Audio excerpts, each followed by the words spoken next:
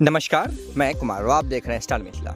ये Jogbani railway station है। इसमें से आप कई लोग इस जोगबनी रेलवे स्टेशन पर आए होंगे और इस जगह से भली भांति अवगत होंगे, और जो नहीं है मैं उनको बताना चाहता हूँ जो इस जगह पर वॉशिंग पिट का निर्माण होना है। इसीलिए यहाँ पर जो 5 नंबर पटरियाँ बिछी हुई थी उसे हटाया गया है और कुछ भाग में बचा हुआ है, उसे हटाने की प्रक्रिया जारी है। अभी सिर्फ पटरी इस जगह से हटाया जा रहा है, बाद बाकी वॉशिंग पिट संबंधित जो निर्माण कार्य से रिलेटेड जितने सामान है, सामग्री है, वो यहाँ आ चुकी है।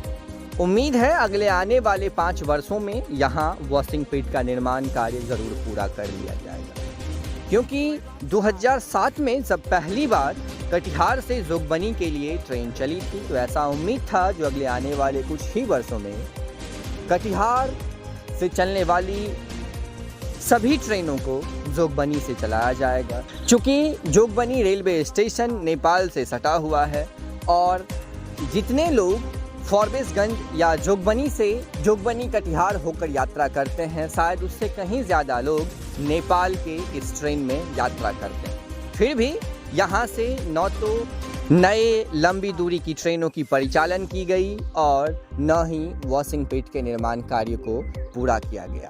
अब सबसे बड़ा कारण यहाँ से लंबी दूरी की ट्रेन न चलने का एक वॉशिंग पिट ही, क्योंकि वर्तमान में जो धुलाई का कार्य है वो कटिहार में होता है। अभी एक नई गाड़ी शुरू हुई है जोगबनी से सिलीगुड़ी के बीच। आपको याद होगा जोगबनी से सिलीगुड़ी के बीच चलने वाली इस गाड़ी का साफ सफाई धुलाई सारा कार्य कटिहार में किया जाता है। अब जिस वक्त इस ट्रेन का धुलाई होना होता है उस वक्त जोगबनी सिलीगुड़ी एक्सप्रेस कटिहार तक करीब 108 किलोमीटर खाली ही जाती है और वहां से खाली वापस जोगबनी आती है। फिर अगले दिन इसका परिचालन शुरू किया जाता है। तो किसी इस प्रकार से रेलवे यहाँ अभी कार्य कर रही है। संभव है इसी धुलाई की समस्या को लेकर यहाँ लंबी दूरी की ट्रेनों की परिचालन नहीं शुरू की जा रही। अब तो एक नया क्षेत्र भी जुड़ गया है जिसमें ईस्ट सेंट्रल रेलवे शामिल है। पहले सिर्फ एनएफ की रेलवे यहाँ से चला करती थी, अब यहाँ से सहरसा अथवा दरभंगा होकर नई ट्रेनों की परिचालन शुरू की जा सकती है।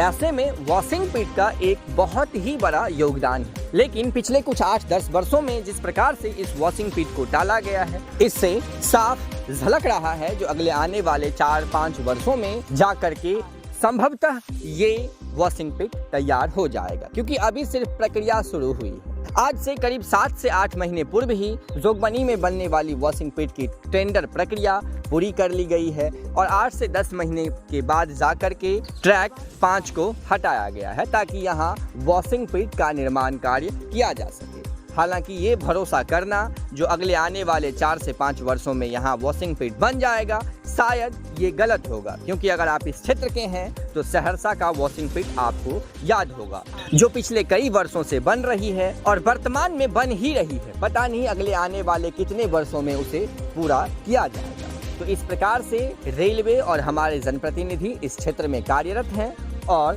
कार्य कर रहे हैं। ये शुरू से लेकर अंत तक जो वीडियो अभी चल रहा था ये पूरा जोगबनी से उसी जगह का था जहां पर वॉशिंग पिट का निर्माण कार्य होना है। आपको सारी वस्तु स्थिति का भली भांति जानकारी मिल गई होगी। हम उम्मीद करते हैं अब जल्द ही जोगबनी में वॉशिंग पिट का निर्माण कार्य पूरा होगा और यहाँ से ईसी अथवा एनएफ के लिए नई गाड़ियों की परिचालन संभव हो सके। तो जुड़े रहें स्टार मिथिला से। हम बहुत जल्द अगले तस्वीर के साथ हाजिर होंगे जो अपने क्षेत्र मिथिला से होगा। धन्यवाद। आप देख रहे हैं स्टार मिथिला।